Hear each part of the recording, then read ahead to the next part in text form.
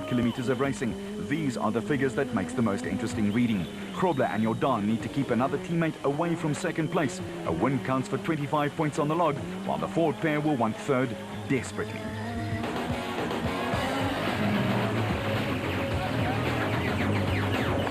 For the Ford squad, it's been a year with ups and downs. They were primed and ready after the Special Production Car Championship win in 2006, but failed to deliver on a lot of that promise just 12 months later. Yeah, in 2006 was our inaugural year with the SP cars, and it's a difficult question to what's made it so much better in 2006 and 2007. I think the first thing that comes to mind is that in 2006 we didn't have any DNFs. Which is the ultimate. If you don't get out the car and you finish all the races, you've got to be in the points, and that's what we haven't done this year. When I say we, Kenny and myself have had a difficult year, but the rest of the teams had quite a good year. But talking for myself and Kenny, we've had 3 DNFs this year, so definitely that's been the problem in 2007. When I look back at those DNFs, I've got to think that some of the problem must come from myself, some driver errors here and there, and at the Nissan Sugar Belt event, which was held in Shishlui this year, it was very, very slippy. I made a mistake. We went off the track and we got T-boned by another competitor. And then at the Limpopo race, I made a mistake in the riverbed. We got stuck in the riverbed for 15 minutes while leading the race. So that was a huge mistake. And then this last race as well, somewhere along the line we must have hit a big rock somewhere and we damaged the rear suspension.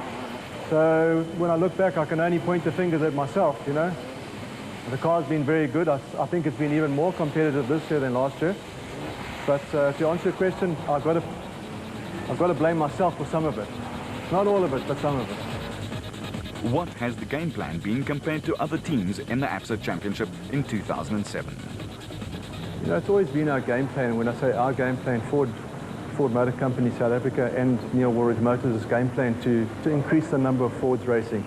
Unfortunately, we don't have a huge budget compared to some of the other manufactured teams, but we've always wanted to get more privateers involved. So we decided a couple of years ago that to slowly build up the number of cars, and that's what we've done. To date, we've built 8 off-road racing cars for Ford Motor Company. Last year, we had 2 SP cars racing. We built another 2 new SP cars in 2007, which we passed on to privateers. All our Class E cars have also gone down to privateers. So that's our game plan, is to steadily increase the number of Fords racing. We'll have some more racing next year, so that's been our game plan and it's working nicely. We've got some competitive guys racing and the cars are all proving to go well. And how did the decision come about to get Brandon Harkis behind the wheel of a Ford? Well, this last year, it was the first year that we made a decisive decision to get another works driver, if we could use that terminology.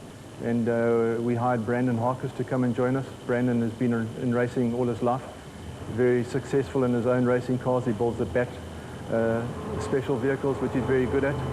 And we decided to bring him into the team because we felt he was young. He had a lot to offer us in the way of technology and experience on that side, and it's proved also a good move. He's had his first year with us. Hopefully he's going to finish 3rd in the SP class in the championship, or 4th. So we're very happy with that result.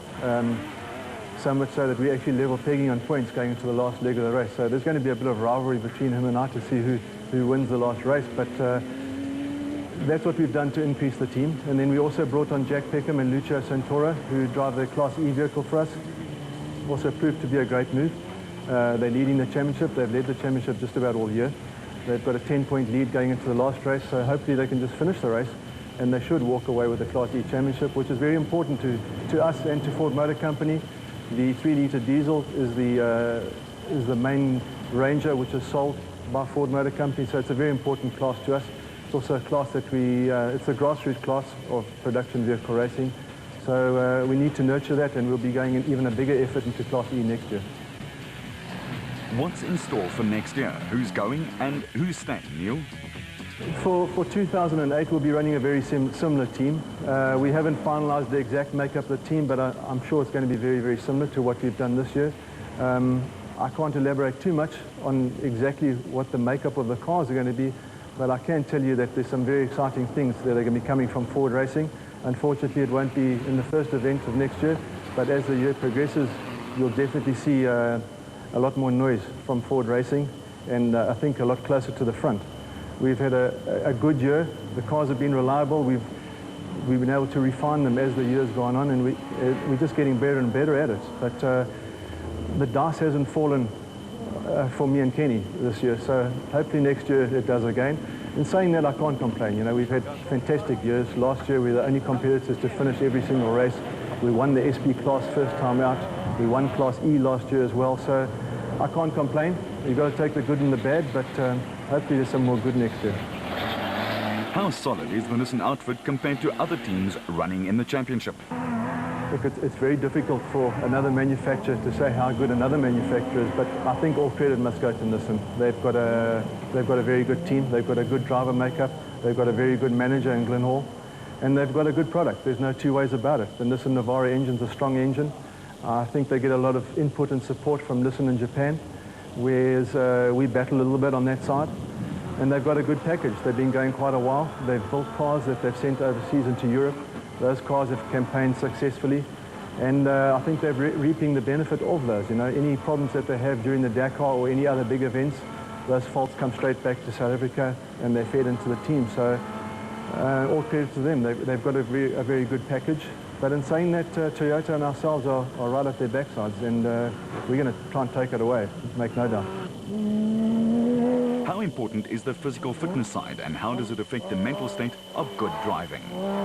You know, it's a question everybody asks me, and as you get older, you don't quite know how to answer this question on the physical side, but the physicality is important. I've seen very, very young and very, very fit guys get into racing cars and almost fall out of the cars after a race. So it's important to be in good shape. I don't think you have to be a peak athlete as in Formula One or anything like that. But it's important to be in good shape. You sit in the car for 6 hours. If you have a problem, it can be up to 8 hours. But I think more importantly is the mental side of things. I think you really need to be strong on that side to stay concentrated for 6 hours, 7 hours, sometimes more, in all sorts of varying conditions, slippery, wet, dusty, to hold back when you need to hold back and to push when you need to push, and to save the car. It's very important to save the car. That old saying, to finish first, you must first finish, and that's very, very true in off-road racing. You've got to get to the finish. But at the same time, you can't go too slowly. So I think the mental aspect is probably more important than the physical side. We've seen it with youngsters that come into the racing and all that. They're very fast in the beginning, but after an hour or two, you see them starting to slow off and things like that. And I think in most endurance races, you see this type of thing. You see in the Dakar, the older guys still do very, very well. That experience, there's no substitute for experience, and the mental side comes into that, most definitely. The camaraderie amongst the off-roaders is great, isn't it? We're very fortunate in off-road racing, and I think it's one of the few facets of motorsport, certainly in South Africa, where there's a good camaraderie. You often see guys will stop for each other. Although I must say in the past years with advent of more manufacturers and it become more competitive, there's not quite as much, but it's still very, very good. And it's nice, it's enjoyable, because at the end of the day, I think if you enjoy something you're really doing, you're good at it. So it's an important side of it, yes. Off-road vehicles come and go, and a lot of selling and trading goes on. What's the state of your old steed, and what's going on in the trading scene this season? At the beginning of this year, we sold our championship-winning car to Cobus van Tonde from Harrismith, who runs under the Unifreight, his own company, and he's had a very good year. As I said earlier on, it's always been our plan to get our cars back to privateers, and it's been good to see that car do so well, because it was a special car. It was the first car that we built in the SP class, and it's still going with the same engine, same gearbox and everything. So it's been a fantastic car, and Cobus is really doing a good job for us, and he'll be in the privateer plan again for next year. And then just recently we sold the sister car to that, to Mark Ferguson. Mark Ferguson also has his own company in Johannesburg. He's an ex-bike racer, and also used to race in the special vehicle category a couple of years ago. Been out of the sport for a while, and we're expecting some good things from him as well. And it's just great to have all the privateers involved. It just makes the whole thing that much better. And then our Class E championship winning car from 2 years ago was sold to Cor van Os, who's a businessman in Botswana, in Gaborone, and he's also doing very well in that car. So looking forward to supporting all the privateers next year. From ABSA, going off the beat.